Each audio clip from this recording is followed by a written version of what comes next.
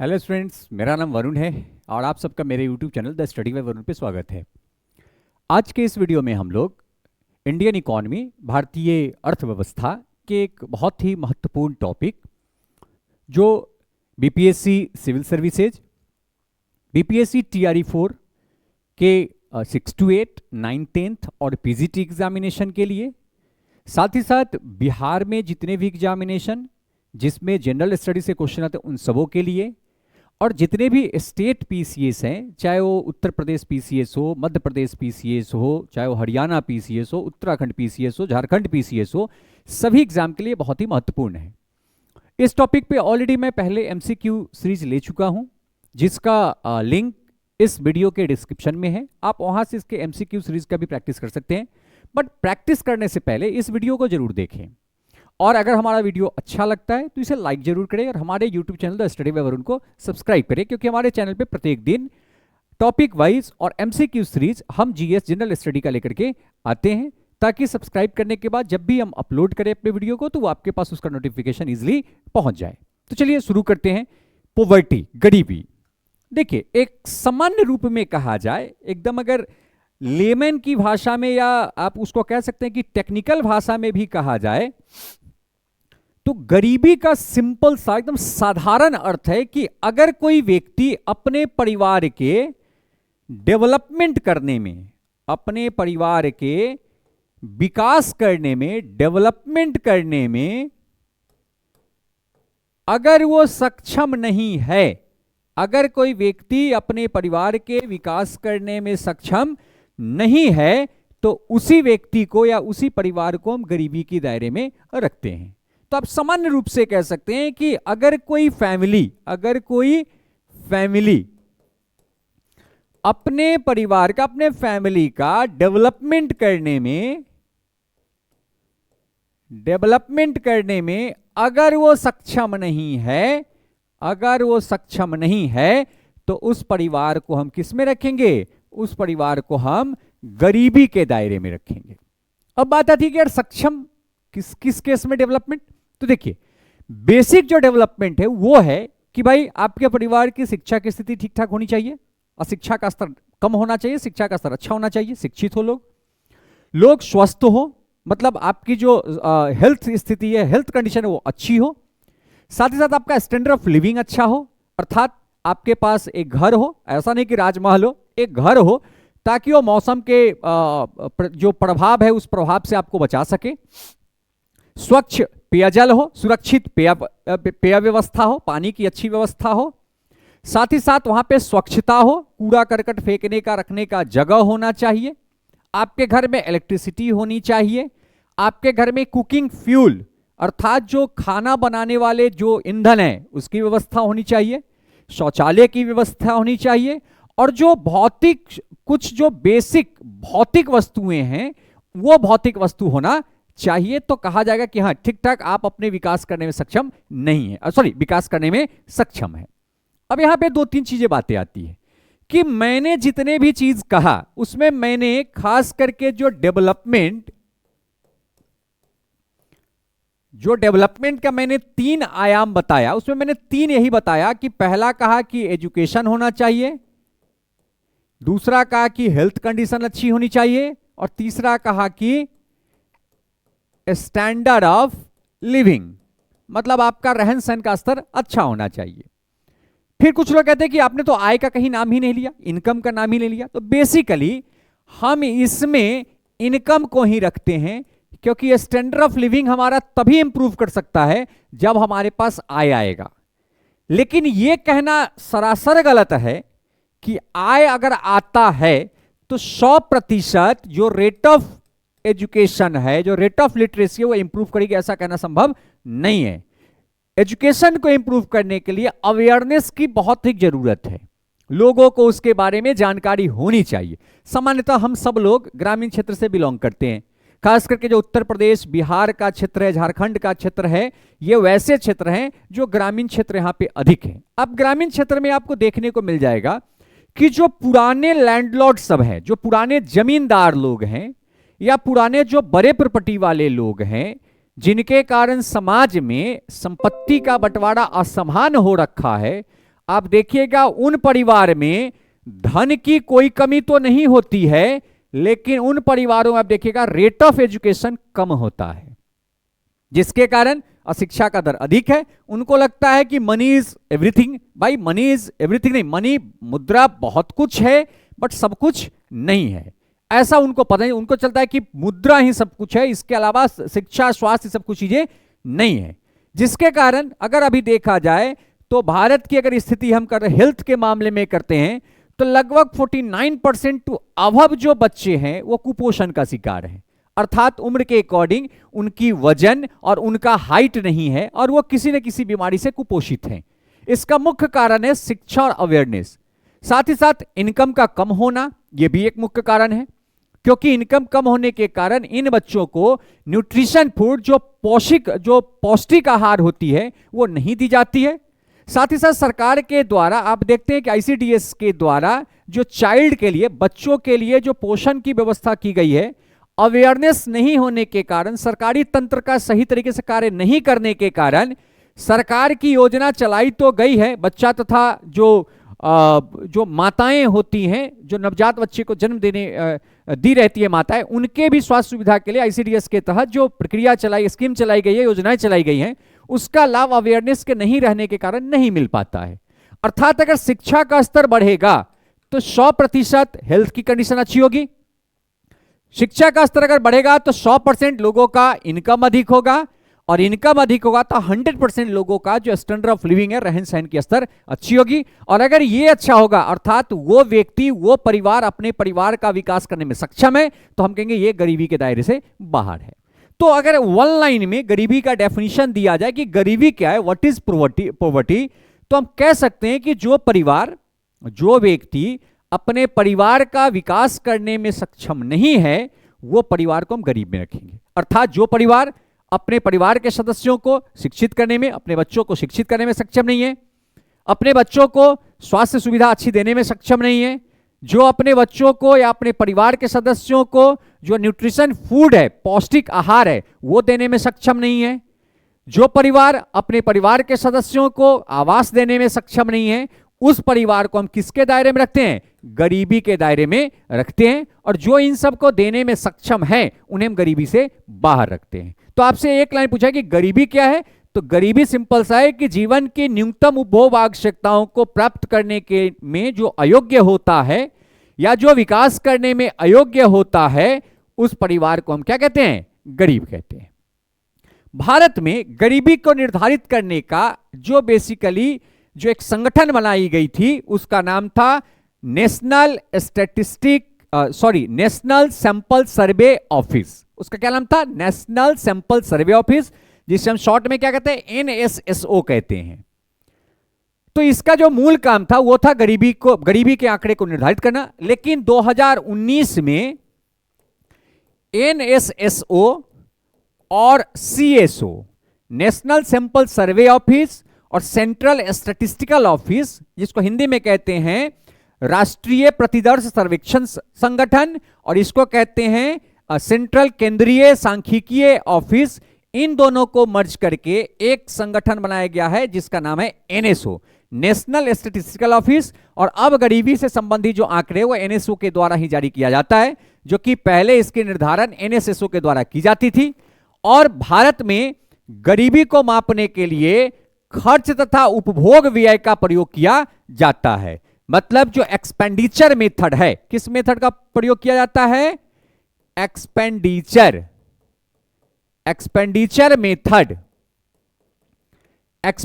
Method का उपयोग किया जाता है। अर्थात हमारे पास जो आय आया, उस आय में से हम कितना खर्च करने में सक्षम हैं, उस खर्च के आधार पर यह निकाला था कि आप गरीब हैं या अमीर हैं। जैसे कहेंगे भाई ये क्या तरीका है? देखिए, दो तरीका है। सामान्यतः हमारे पास जो आय आता है, उस आय को हम दो भागों में बांटते हैं। एक हमारा हो गया खर्च, एक्सपेंडिचर, और दूसरा हमारा हो गया निवेश, जिसे हम इंग्लिश में कहते हैं इन्वेस्टमेंट। अब देखिए, यहां पे दो चीज है। खर्च तो रुकने वाला है नहीं, लेकिन बहुत सारे केसेस में ऐसा होता है कि हमारी जो निवेश है, इन्वेस्टमेंट है, वो प्लस में होती है और बहुत सारे केसेस में माइनस में होता है। कहेंगे भाई कब प्लस में होगा कब माइनस में होगा? तो सिंपल सा है कि जब आपका आय आपके खर्च से ग्रेटर होता है तो उस समय जो इन्वेस्टमेंट है वो क्या होगा? वो पॉजिटिव होगा, क्योंकि आपके पास पैसा बचता है और आप उस पैसे को क्या करते हैं? उस पैसे को निवेश करते हैं, कहीं बचत खाता में या फिक्स डिपॉजिट करके या शेयर में, एसआईपी में, कहीं भी आप उसे जमीन खरीदने में, कहीं भी आप उसे निवेश कर देते हैं, ताकि भविष्य में अगर कोई जरूरत पड़े तो उस निवेश से पैसा को बोरो करके हम अपनी जरूरत को पूरा कर सकते हैं। दूसरा कंडीशन है कि अगर आपकी आय आपके खर्च से कम हो और अगर यह खर्च करना जरूरी है तो वैसे केस में निवेश हमारा माइनस में होता है और अगर हमें यह खर्च करना है तो हम निवेश के जगह पर उस समय क्या लेते हैं? कर्ज लेते हैं। ठीक है, अर्थात यहां पे साफ साफ है कि भाई हम कितना पैसा खर्च करते हैं इसके आधार पर ही हम भारत में गरीबी का निर्धारण करते हैं। हम कितना पैसा कमाते हैं इसके आधार पर हम नहीं करते हैं। कहेंगे भाई ऐसा क्यों है? तो दूसरा एक और एग्जांपल समझ लीजिए। मान लिया जाए आपकी इनकम 500 रुपए है, आपका जो इनकम है, आपका जो आय है वो है 500 रुपीज। ठीक है, आपका जो डेली या मंथली जो खर्च है, एक्सपेंडिचर है, मान लेते हैं वो है 450 रुपीज। बट आपके घर में बीमारी किसी को हो गई और आपने मार्केट से कुछ फंड बोरो कर लिया, मार्केट से कुछ कर्ज ले लिया, जिस कर्ज के बदले में आपको ब्याज देना पड़ रहा है प्रत्येक महीना, मान लेते हैं कितना? 100 रुपया। अर्थात आप देख रहे हैं कि यहां पर आपका क्या है? आपका टोटल जो खर्च है वो आपके इनकम से अधिक है। मान लेते हैं 100 नहीं, आप कहिएगा सर ऐसे कैसे होगा? तो ठीक है, इसको हम यहां पे एक थोड़ा सा सुधार कर लेते हैं कि भाई इनका जो बेसिकली जो ब्याज भुगतान है वो 50 रुपया है। अर्थात इनका आप देख लीजिए जो टोटल खर्च है वो टोटल खर्च कितना हो गया? 500 रुपया हो गया। लेकिन इनका एक्चुअल जो उपभोग व्यय है, इनका उपभोग व्यय मतलब कंजम्पशन एक्सपेंडिचर, वो कंजम्पशन एक्सपेंडिचर, इनका जो उपभोग व्यय है वो उपभोग व्यय कितना है? 450 रुपया है। तो अगर हम आय के आधार पर देखेंगे तो आपको लगता है कि यार आदमी अच्छा कमा रहा है, लेकिन जब उपभोग व्यय देखे तो लगता है कि नहीं यार ये तो कमा तो अधिक रहा है लेकिन इस बेचारे का उपभोग व्यय 50 रुपये कम है इनकम से। तो इसीलिए भारत में उपभोग व्यय के आधार पर गरीबी के आंकड़ों का निर्धारण किया, गरीबी के आंकड़े को एकत्रित किया जाता है, इनकम के आधार पर किया नहीं जाता है। हाँ, मान लो किसी व्यक्ति का इनकम 500 है, खर्च 300 है, उसका क्या है? उसका बचत 100% दोष है। लेकिन वैसे केस में क्या होता है कि जब हम लोगों की आय हमारे खर्च से अधिक होती है तो ऑटोमेटिक ह्यूमन बिहेवियर है कि हम लोगों का जो व्यय है वो अपने आप क्या जाता है? बढ़ जाता है। ऐसे भी जो बेसिक हमारा जो कंजम्पशन एक्सपेंडिचर है वो सब लोगों का लगभग सिमिलर होता है, क्योंकि कंजम्पशन एक्सपेंडिचर परिवार के सदस्यों के संख्या के आधार पर निकाला जाता है। किसके आधार पर? तो परिवार के सदस्यों के संख्या के आधार पर निकाला जाता है। यह सामान्य रूप से और इसका कोई तरीका नहीं है निकालेगा। तो भारत में जो गरीबी की निर्धारण की जाती है वो किस आधार पर? तो उपभोग व्यय, खर्च तथा उपभोग विधि के प्रयोग के आधार पर किया जाता है। हम लोग आय के आधार पर गरीबी का निर्धारण भारत में नहीं करते हैं। अगला है गरीबी के प्रकार। देखिए, गरीबी के मुख्यतः दो प्रकार हैं, एक है रिलेटिव, दूसरा एब्सोल्यूट, जिसे हम कहते हैं सापेक्ष और निरपेक्ष। एक थोड़ा सा मैं इसको आपको समझा दूं एक एग्जांपल देकर के। देखिए, पहला है रिलेटिव पॉवर्टी, पहला है रिलेटिव, दूसरा है एब्सोल्यूट पॉवर्टी। देखिए, कहता है कि रिलेटिव पॉवर्टी का मतलब कि दो समूह हैं, दो समूह हैं, समूह ए है, समूह बी है। इसमें जो लोग हैं उनका मान लेते हैं मंथली इनकम 500 रुपया है। ठीक है, मंथली इनकम 500 रुपया है। और इस समूह में जितने लोग हैं उनका मंथली इनकम 5000 रुपया है। जो कि देखा जाए तो दोनों के पास जो इनकम आ रहा है वो मोर देन सफिशिएंट है, वो उनके जरूरत से ज्यादा है। फिर भी अगर हम समूह ए को समूह बी से कंपेयर करते हैं तो पता चलता है, तुलना अगर करते हैं, अगर इनका हम कंपेयर करते हैं तो पता चलता है कि समूह ए जो है ये गरीब है और ये जो है ये क्या है? ये अमीर है। तो समूह ए क्या है? गरीब, और समूह बी क्या है? अमीर। क्योंकि समूह बी के लोगों की आय अधिक है, समूह ए के आय के लोग कम है। अर्थात समूह बी का जो जीवन स्तर होगा उससे नीचे का जीवन स्तर समूह ए का होगा, और इस तुलना करके जो गरीबी निकालते हैं इसी को हम कहते हैं रिलेटिव पॉवर्टी, जिसे हम क्या क्या कहते हैं, सापेक्ष गरीबी। दूसरा निरपेक्ष गरीबी, एब्सोल्यूट पॉवर्टी। एब्सोल्यूट पॉवर्टी में देखा जाता है लोगों के आय को, इसमें कंपेयर की नहीं जाती है, लोगों के आय को देखा जाता है कि किसका आय कितना है। अर्थात अगर देखा जाए कि अगर ये दोनों है, मान लेते हैं, इसको थोड़ा बढ़ा लेते हैं, इसको कर लेते हैं 5,000, इसको 50,000, थोड़ा सा बढ़ा लेते हैं। तो अगर इसके अकॉर्डिंग देखा जाए तो वर्तमान डेटा के अकॉर्डिंग ये जितने लोग हैं ये सब के सब एब्सोल्यूट पॉवर्टी के अकॉर्डिंग ये अमीर हैं, क्योंकि एब्सोल्यूट पॉवर्टी में लोगों के प्रत्येक इंडिविजुअल, इसमें किसकी बात की जाती है, इंडिविजुअल की बात की जाती है कि इंडिविजुअल की आय अगर उनके व्यय से अधिक है तो गरीबी रेखा के ऊपर है, गरीबी रेखा के ऊपर जिसे हम कहते हैं एपीएल, एबव पॉवर्टी लाइन। और अगर उनका आय उनके जो खर्च है उससे कम है तो उसे हम कहते हैं बिलो पॉवर्टी लाइन, बीपीएल। या कह सकते हैं कि जिनका एक्सपेंडिचर एक लिमिट से ऊपर है वो एपीएल, जिनके पास एक्सपेंडिचर के लिए इनकम नहीं है, एक्सपेंडिचर कम है, उनको हम क्या कहते हैं, बीपीएल कहते हैं।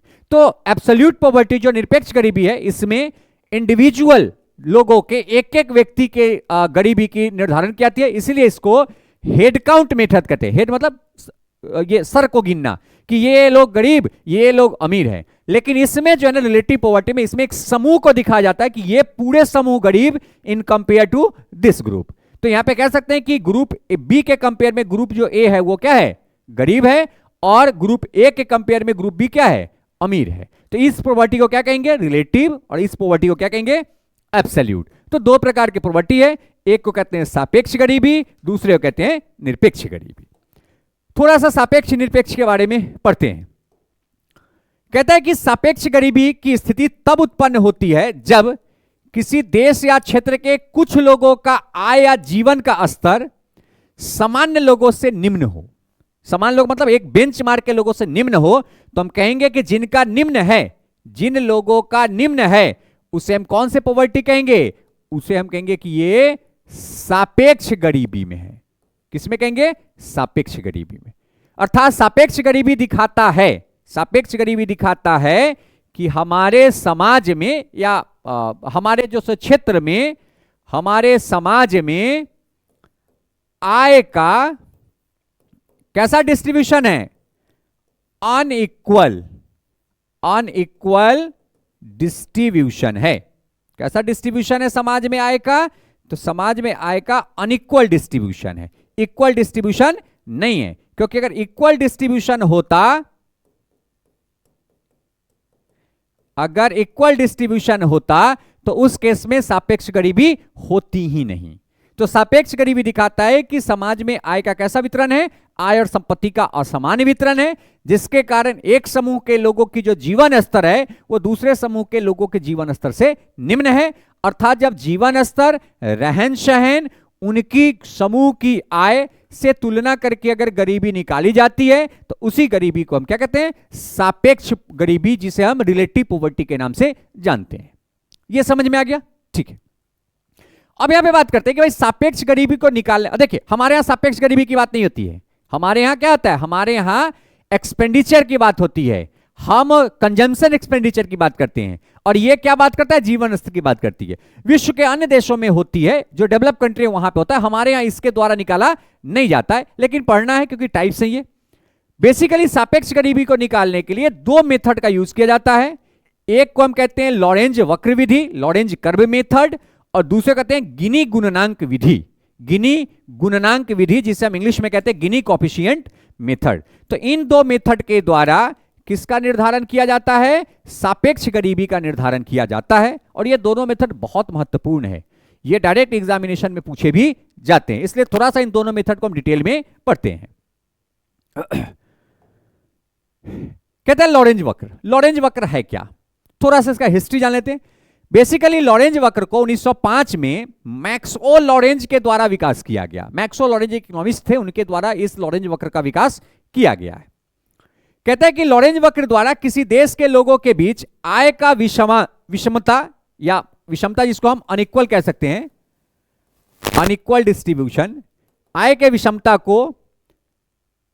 विषमता को पता करते हैं और लॉरेंज वक्र का प्रत्येक बिंदु उस व्यक्ति को प्रदर्शित करता है जो एक निश्चित आय के प्रतिशत के नीचे है। निश्चित आय के प्रतिशत के नीचे का मतलब कि कुछ लोग ऐसे हैं जिनका आय एक समूह के आय से कम है, उन्हीं को डिसाइड करने के लिए लॉरेंज वक्र की जितनी बिंदु है उसका उपयोग किया जाता है। इस ग्राफ को समझने से पहले थोड़ा हम एक एग्जांपल देखते हैं। देखिए, मान लेते हैं ये कोई गांव है, ठीक है, ये कोई ग्रामीण क्षेत्र है। इस ग्रामीण क्षेत्र में मान लेते हैं कि 100 लोग या 100 फैमिली रहती है। कितने लोग थे? 100 परिवार रहता है, ठीक है। 100 परिवार का जो कुल आमदनी है, कुल आय है, मासिक आय मान लीजिए या जो भी मानना है मान लीजिए, मान लेते हैं 1000 रुपये। कितना आय है? 100 परिवार का जो कुल आय है प्रतिदिन का मान लेते हैं, कुल आय पर डे वो कितना है? 1000 रुपये है। अर्थात 100% लोगों की संख्या कितना है? 100, और 100% लोगों का इनकम कितना है? 1000, ठीक है। तो आय का 100% कितना है?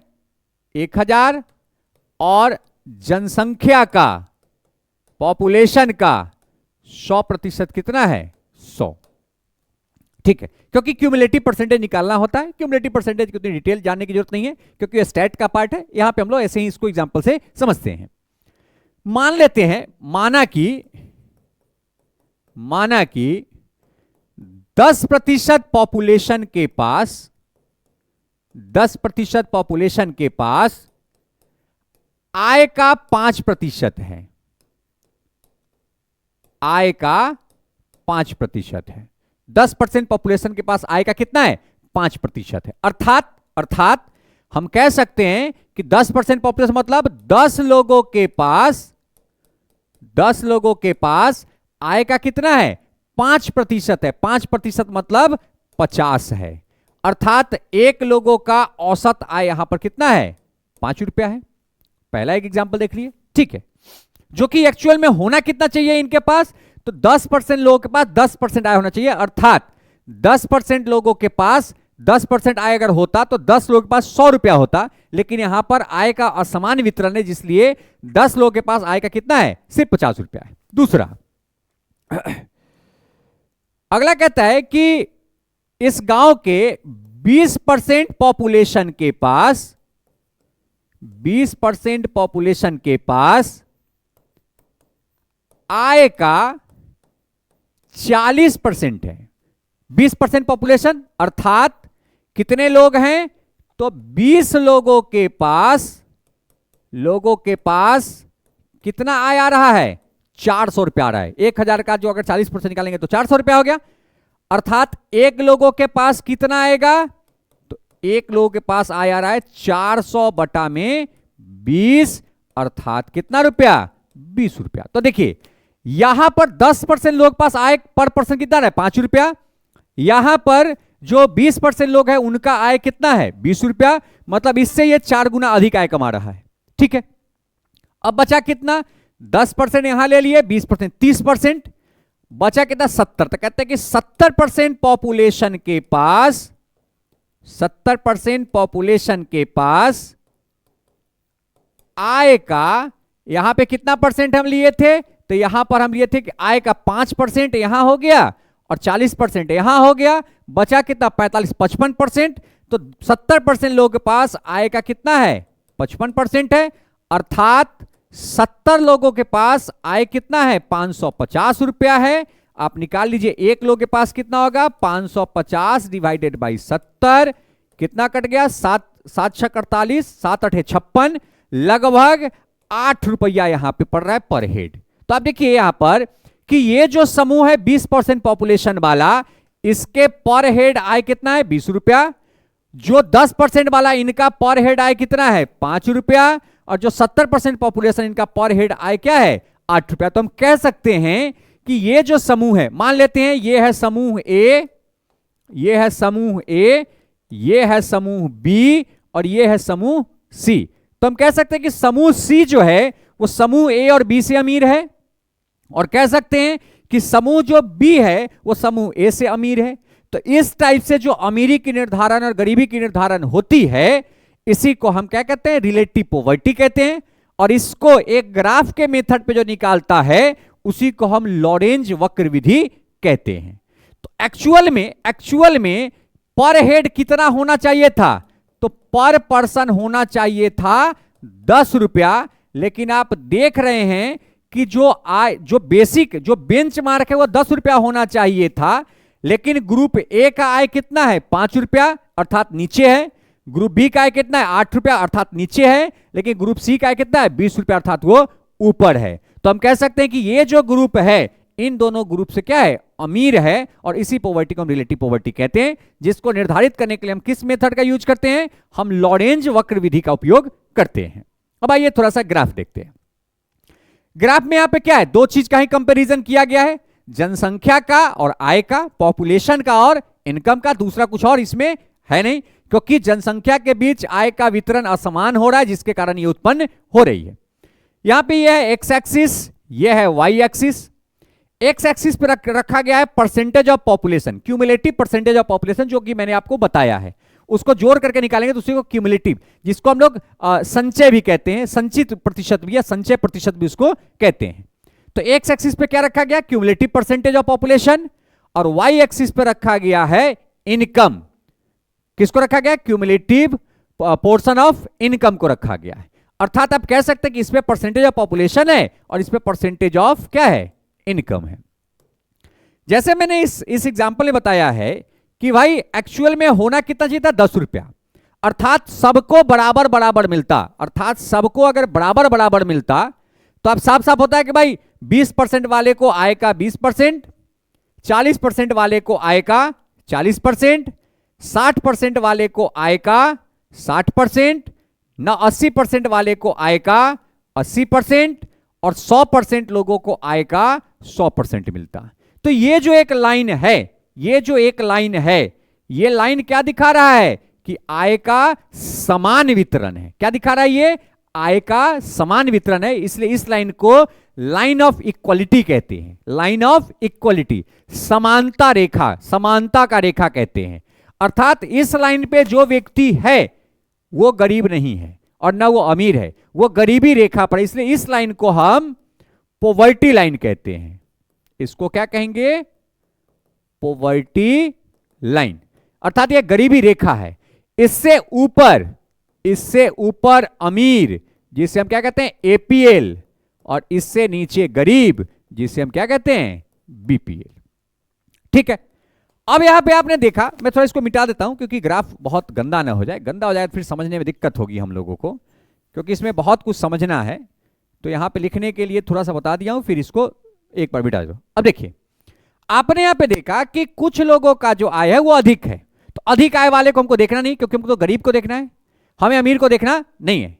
लेकिन कुछ लोगों में है, जैसे इस एग्जांपल के देखिए कि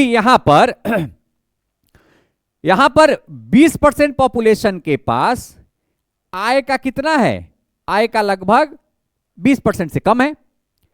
यहां पे देख लीजिए आप 40% पॉपुलेशन के पास आय का लगभग कितना पार्ट है, लगभग 25% के पास पार्ट है।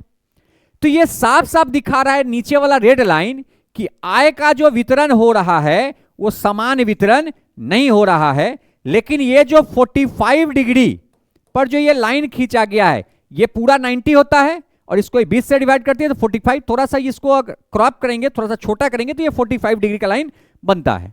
तो ये जो रेड लाइन है ये दिखा रहा है कि आय का जो बंटवारा है वो क्या है, अनइक्वल डिस्ट्रीब्यूशन है, अनइक्वल डिस्ट्रीब्यूशन ऑफ इनकम है। आय का कैसा बंटवारा है, असमान वितरण है, और इसी लाइन को लॉरेंज कर्व के नाम से जाना जाता है। अब देखिए ये लाइन, ये रेड वाला लाइन, ये कौन सा लाइन है, ये जो रेड लाइन है, ये रेड लाइन, ये जैसे जैसे ऊपर बढ़ेगी आय का जो अनइक्वल डिस्ट्रीब्यूशन है, अनइक्वल डिस्ट्रीब्यूशन ये कम होगा, और ये लाइन जैसे जैसे नीचे बढ़ेगी जो अनइक्वल डिस्ट्रीब्यूशन है ये क्या हो जाएगा, बढ़ जाएगा। अर्थात ये लाइन ऊपर बढ़ेगा तो इसके कारण रेट ऑफ पॉवर्टी, जो गरीबी की दर है वो कम होगी, और ये लाइन नीचे जब बढ़ेगा तो इसके कारण जो पॉवर्टी है वो पॉवर्टी क्या हो जाएगा, बढ़ जाएगा। तो लॉरेंज कर्व जब अपवर्ड डायरेक्शन में जाता है तो गरीबी कमती है, और लॉरेंज का जो डाउनवर्ड डायरेक्शन में आता है तो गरीबी बढ़ती है। और ये दिखाता है, ये जो लॉरेंज लाइन दिखाता है, लॉरेंज कर्व लाइन दिखाता है कि यहां पर कैसी स्थिति है, आय का कैसा वितरण है, आय का असमान वितरण है। क्योंकि आय का अगर समान वितरण होगा तो समाज में गरीबी का कंसेप्ट होगा ही नहीं। तो ये जो मेथड है इसके द्वारा आय के समान तथा असमान वितरण के आधार पर गरीबी का निर्धारण किया जाता है, जिस गरीबी को हम लोग रिलेटिव पॉवर्टी, सापेक्ष गरीबी के नाम से जानते हैं। और इस मेथड का जो फादर है उनका नाम क्या है, मैक्सओ लॉरेंज है, जिनके द्वारा 1905 में इस मेथड को दिया गया था। अगला जो मेथड है वो है इसी पे है, उसको हम कहते हैं गिनी गुणनांक मेथड, जिसे हम गिनी कोफिशिएंट मेथड के नाम से भी जानते हैं। सेम इसी पे है। अंतर क्या है कि गिनी गुणनांक जो विधि है वो एक न्यूमेरिकल मेथड है जो एक वैल्यू देता है। गिनी गुणा का एक वैल्यू देता है, इसका वैल्यू 0 से 1 के बीच में होता है। इसका जो वैल्यू है ये 0 से 1 के बीच में होता है। और जो लॉरेंज कर्व है वो बेसिकली ग्राफिक्स मेथड के तहत एक ग्राफिक्स प्रेजेंटेशन देता है कि कौन सा वर्ग कितने नंबर ऑफ पीपल या कितने जो नंबर ऑफ जो कम्युनिटी है वो गरीबी रेखा के नीचे हैं और कितने गरीबी रेखा के ऊपर हैं। लेकिन दोनों का दोनों जो है एक ही ग्राफ के ऊपर डिपेंड करता है। अब बात करते हैं थोड़ा सा गिनी गुणनांक की। तो बेसिकली गिनी गुणनांक जो मेथड है इसके जो फादर हैं उनका नाम है कोरेडो गिनी, और कोरेडो गिनी के द्वारा 1912 में, ये इटालियन सांख्यिकीविद है, ये स्टैटिक के बहुत ही एक्सपर्ट पर्सन थे, इनके द्वारा 1912 में एक मेथड दिया गया जिसे हम गिनी गुणनांक के नाम से जानते हैं। और ये सांख्यिकीविद है, जिसके कारण इनका जो मेथड है गिनी गुणनांक, इसमें एक वैल्यू के आधार पर गरीबी को निर्धारित किया जाता है। अब कैसे निर्धारित करता है सो समझिए। आपने अभी जस्ट पढ़ा है, थोड़ा सा ये ग्राफ मेरा चौड़ा है जिसके कारण ये 90 डिग्री का नहीं बन रहा है। मान लेते हैं कि 90 डिग्री में ये 45 डिग्री पे, ये कितने पे डिग्री पर है, तो ये 45 डिग्री का ये एंगल बनाता है। अब आप देख रहे हैं कि ये जो लाइन है, ये लाइन बेसिकली पॉवर्टी लाइन है। ये बेसिकली कौन सा लाइन है, पॉवर्टी लाइन है, गरीबी रेखा है। मतलब यहां पे जो लोग हैं ना अमीर है ना गरीब है, उनके पास समान इनकम जा रहा है, वो कूल है, जितना इनकम आ रहा है उसका उनको समान वितरण मिल रहा है। इसके नीचे वाले के पास कम मिल रहा है, इसके ऊपर वाले को अधिक मिल रहा है। ठीक है, ये खुश है, ये दुखी है, ये अमीर है, ये गरीब है। अब आप यहां पे देख लीजिए, थोड़ा सा इसको मिटा दूं नहीं तो ये पूरा गंदा हो जाएगा। ये जो लॉरेंज कर्व दिखा रहा है कि भाई ये जो बीच का क्षेत्र है, ये बीच का जो क्षेत्र है, इन लोगों की स्थिति बहुत गंदी नहीं है, ये ठीक ठाक है। हाँ, गरीबी रेखा के पास में ये ठीक है। तो ये जो क्षेत्र है इसको माना गया है ए, और ये जो क्षेत्र है ये नीचे वाला जिसकी स्थिति बहुत ही पुअर है, बहुत ही क्या है, बहुत ही खराब है, इस क्षेत्र को माना गया बी। थोड़ा सा ये कलर है, हो सकता है थोड़ा ना दिखे फोन में, तो इतना माइंड मेकअप मत कीजिएगा। ये क्षेत्र को क्या माना गया है, बी माना गया है। ठीक है, कहा गया कि ये बी वाला जो क्षेत्र है ये एक्सट्रीम पॉवर्टी के क्षेत्र में है। मतलब यहां पे लोगों के पास आय बहुत ही कम है। ए वाला क्षेत्र है, उनका आय बी वाले से ठीक है, और ए और बी दोनों को जोड़ दिया जाए तो दिखाता है कि ये जितने लोग हैं ये सब के सब के पास आय का असमान वितरण है। लेकिन बी के पास आय का अधिक असमान वितरण है, ए के पास आय का कम समान वितरण है। तो यहां पर ये जो गिनी कोफिशिएंट मेथड है ये क्या करती है कि ये जो ए है इसका अनुपात इन टोटल से निकालता है। क्योंकि ये जो लोग हैं ये लोग थोड़ी सी स्थिति ठीक है, लेकिन ये अधिक है और ये पूरा का पूरा नीचे, इसलिए कहता है कि ये जो क्षेत्र हैं इनमें जितने लोग हैं उनका कंपैरिजन लॉरेंज कर्व के नीचे के जितने क्षेत्र हैं उन सबसे किया जाता है। इसीलिए इसका जो फॉर्मूला है वो है ए बाई ए प्लस बी। इनका क्या फॉर्मूला है? ए बाई ए प्लस बी। अर्थात इस क्षेत्र में जनसंख्या को अगर हम पूरे जनसंख्या से डिवाइड कर देते हैं तो वही जो बचता है, वही जो आती है एक वैल्यू, उसी को गिनी गुणनांक कहते हैं। और ये वैल्यू 0 और 1 के बीच में होता है। आप कहेंगे भाई क्यों अधिक नहीं होता है? तो भाई अधिक कैसे होगा? अगर ये B A plus B by A रहता तब ना 1 से अधिक होता। यहां तो ये जब भी होगा तो ये 1 होगा या 0 होगा। आप कहेंगे 1 कैसे होगा? तो 1 कब होगा? जब a बाई ए प्लस 0 होगा, अर्थात b 0 होगा। तो इस केस में ये क्या होगा? ये 1 होगा। ये क्या हो जाएगा? 1 हो जाएगा। लेकिन अगर वही कह दिया जाए कि भाई a 0 है तो 0 बाई 0 प्लस b, तो आप इसका वैल्यू क्या जाएगा? 0 हो जाएगा। अर्थात जब a 0 हो तो वैल्यू 0, जब b 0 हो तो वैल्यू 1। अब कहेंगे b 0 कब होगा? तो b 0 कब होगा? जब ये लाइन इस पे आ जाएगा। मतलब ये जो लाइन है लॉरेंज कर्व लाइन, ये एक्स एक्सिस पर आ गया, एक्स एक्सिस पर आ गया तो b क्या हो जाएगी इस समय? तो इस समय जो होगा b हो जाएगा b इक्वल टू 0। कहेंगे ये कब 0 होगा? तो जब ये लाइन लॉरेंज कर्व लाइन इस पे आ जाएगी तो इस केस में क्या हो जाएगा? a by 0। अब देखिए कब अच्छा होगा? तो a बाई 0 का मतलब कि लॉरेंज कर्व इस पे आ गया, अर्थात समान वितरण हो रहा है, अर्थात गरीबी खत्म, सब लोग समान वितरण में। तो जब गिनी कोफिशिएंट का जो वैल्यू है 0 होता है तो हम कहेंगे कि कैसा डिस्ट्रीब्यूशन है? आय का तो इक्वल डिस्ट्रीब्यूशन है। आय का कैसा डिस्ट्रीब्यूशन है? इक्वल डिस्ट्रीब्यूशन है। लेकिन कहेंगे कि जब 1 होगा तो क्या होगा? तो जब गिनी कोफिशिएंट का वैल्यू 1 होगा तो आय का 100% अनइक्वल डिस्ट्रीब्यूशन है। तो 100% अनइक्वल कहने का मतलब क्या है? कि पूरी की पूरी आय अगर एक व्यक्ति, एक परिवार, एक समूह के पास चला जाए तो कहेंगे 100% अनइक्वल डिस्ट्रीब्यूशन है। जैसे इस एग्जांपल में अगर आप देख लीजिए कि अगर 1000 रुपया का आय जो आ रहा था इस गांव में, अगर इस एक ही परिवार के पास आता और 99 परिवार के पास कोई आय नहीं आता तो कहते कि यहां पर 100% असमान वितरण है। और ऐसे स्थिति में गिनी कोफिशिएंट का वैल्यू कितना होता है? 1। लेकिन सबको अगर 10-10 रुपया आता तो समान वितरण था, तो इस केस में गिनी कोफिशिएंट का वैल्यू क्या आ जाता है? 0। तो गिनी कोफिशिएंट की जो वैल्यू होती है वो कहां से कहां तक होता है? तो गिनी कोफिशिएंट का जो वैल्यू है वो बेसिकली 0 से 1 तक होता है। 0 कब होगा? जब a 0 होगा, अर्थात आय का समान वितरण होगा। और 1 कब होगा? जब b 0 होगा, अर्थात जब आय का 100% असमान वितरण होगा। तो उस केस में गिनी कोफिशिएंट की वैल्यू 1 हो जाती है।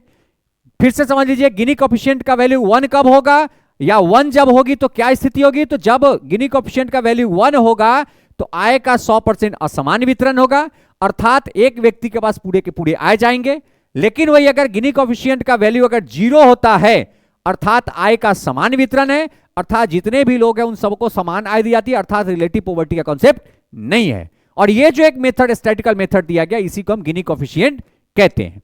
सामने में लिखा हुआ है कि यह वास्तविक लॉरेंज कर्व तथा निरपेक्ष रेखा के बीच के क्षेत्रफल तथा निरपेक्ष समता रेखा के नीचे के संपूर्ण क्षेत्र के बीच के अनुपात को प्रदर्शित करता है। अर्थात ये जो है ये पोर्शन और ये पूरे पोर्शन के बीच जो अनुपात है उसी को प्रदर्शित करता है।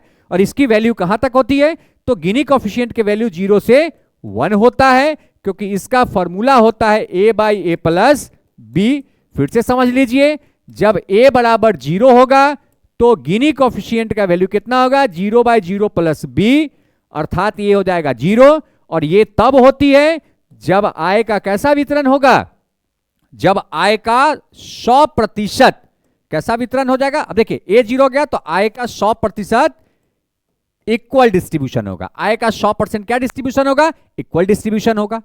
वही अगर गिनी कोफिशिएंट की वैल्यू जो a by A plus B होती है, इसमें जब b बराबर 0 होगा तो गिनी कोफिशिएंट इक्वल टू क्या होगा? a बाई ए प्लस 0, अर्थात ये 1 होगा। और 1 होगा अर्थात 100% इस समय आय का क्या है? अनइक्वल डिस्ट्रीब्यूशन है। अर्थात इस समय में एक परिवार के पास या एक पर्सन के पास 100% आय होता है, रेस्ट लोगों के पास आय का कोई भाग नहीं होता है। तो इसी को हम गिनी कोएफिशिएंट और लॉरेंज कर्व मेथड कहते हैं, जो आप समझ गए कि रिलेटिव पॉवर्टी को निकालने के लिए इसका उपयोग किया जाता है। ठीक है, चलिए अगला जो है वो कौन सा है, एब्सोल्यूट पॉवर्टी। एब्सोल्यूट पॉवर्टी जिसे हम क्या कहते हैं, जिसे हम कहते हैं निरपेक्ष गरीबी। देखिए मैंने पहले बताया कि गरीबी को निर्धारित करने के लिए बेसिकली हम लोग क्या करते हैं, तो हम लोग इसको निर्धारित करने के लिए दो प्रकार से गरीबी को बांटा है।